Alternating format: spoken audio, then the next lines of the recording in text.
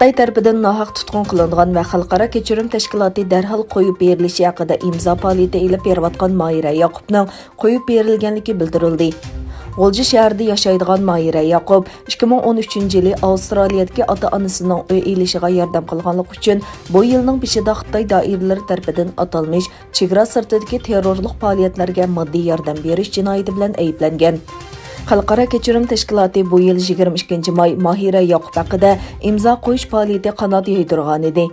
Mazkur tashkilot G'oljida bir sug'urta shirkatida ishlaydigan Mahira Yoqubning 2019-yili nohaq qo'lga ilinganligini va darhol qo'yib berilishi kerakligini o'tirg'a qo'ygan. Mahira Yoqubning Avstraliyada yashaydigan hadisi Maraba Yoqub 31-avgust Xalqaro kechirim tashkilotining tashkillashi va bir qism Avstraliya parlament a'zolarining qatnashishi bilan imzo faoliyati haqida sinliq yig'in ochilganligini e'lon qilgan edi. O imzo to'plash faoliyatining natijasining Avstraliya Tashqi ishlar ministrligi va Xitoy konsulxonasiga avatilganligini aytgan. Maraba Yoqub 4-sentabr ommaviy taratquv hisobida singlisining qo'yib berilganligini, lekin uning bilan aloqalasha olmaganligini uqtirdi. O ota-onasining qizini ko'rishga intizor bo'layotganligini, singlisi haqiqiy erkinlikka erishguncha kurash qilishni to'xtatmaydiganligini aytdi.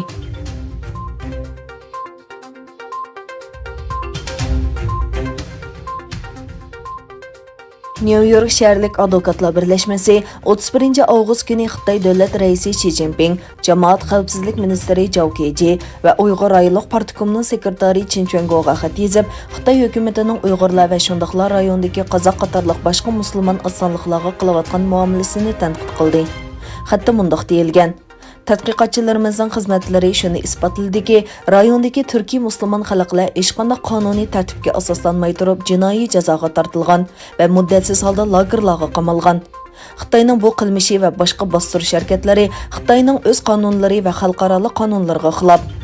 Amerikadagi advokat Rayhan Asadning bildirishicha, u New York shaharlik advokatlar birlashmasiga a'zo advokatlarning biri bo'lib, u bu organga o'zining inisi Akbar Asadning lagerga va ondan asossiz holda 15 yillik qamoq jazosiga hukm qilinishi haqida doklad sungan.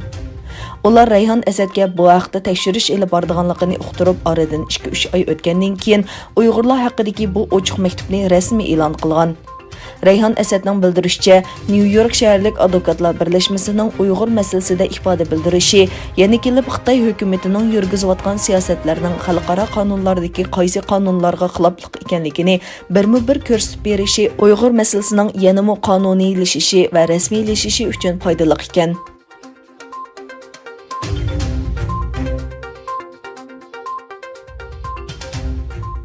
Malaysiya hukumatining bir ministri Malaysiyaning ئۇيغۇرمۇساپىرلارنى خىتايغائۆتكۈزۈپ berish talabini qabul qilmaydiganligini va agar ularning bexatarligi tahdidga uchirgan deb qarasa, ularning bexatar holda 3-davlatga kirishiga ruxsat qiladiganligini aytdi.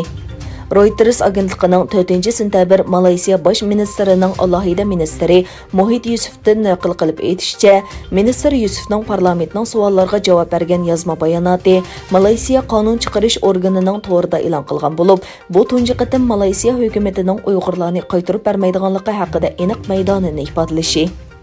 Xabarda Sharqiy Janubiy Osiyoning izchil Xitoy hukumatining bostirishi va keng ko'lamli qamab qo'yishidan qochgan Uyg'urlarning Turkiyaga berishda boshda o'ylashadigan o'tingi bo'lib kelganligi ta'kidlangan. Yana bir tarafdan, u yana Uyg'urlarning Xitoyning zulmiga uchrayotganligini e'tirof qilsa-mu, lekin Malaysiyaning egilik huquqli davlatlarning ichki ishlarini boshqarish huquqiga hurmat qiladiganligini ta'kidlagan.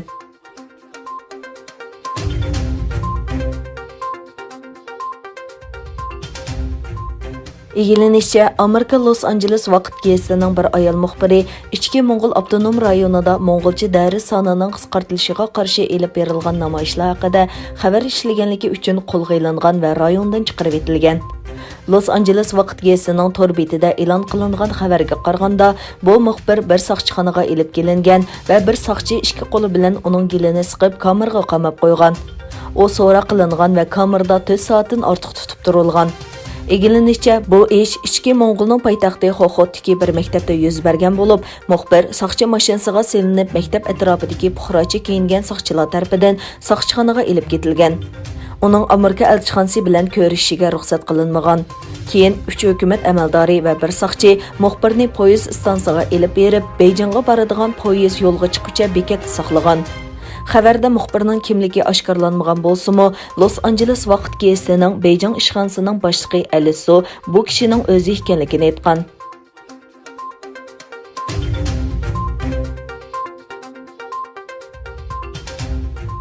Amerika prezidenti Donald Trump qatnashgan murosimda Kosovo bosh ministri Abdullah Xoti va Sibiriya prezidenti Aleksandr Vuchichning ikki davlat o'rtasidagi iqtisodni normallashtirish kelishimi imzolanganligini e'lon qildi.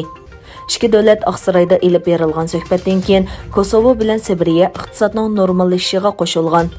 Kosovo va Sibiriya rahbarlari oldingi kunlarda Oqsaroyning davlat bexatarlik maslahatchisi Robert O'Brien bilan suhbatga qatnashgan bo'lib, har xil masalalarda ilgirlashlar bo'lgan. Shuning bilan birga Amerika prezidenti Donald Trump Kosovaning Isroiliya bilan bo'lgan munosabatini normallashtirganligini, Sibiriyaning elchixonasini Quddusga yo'tkaydiganligini e'lon qildi.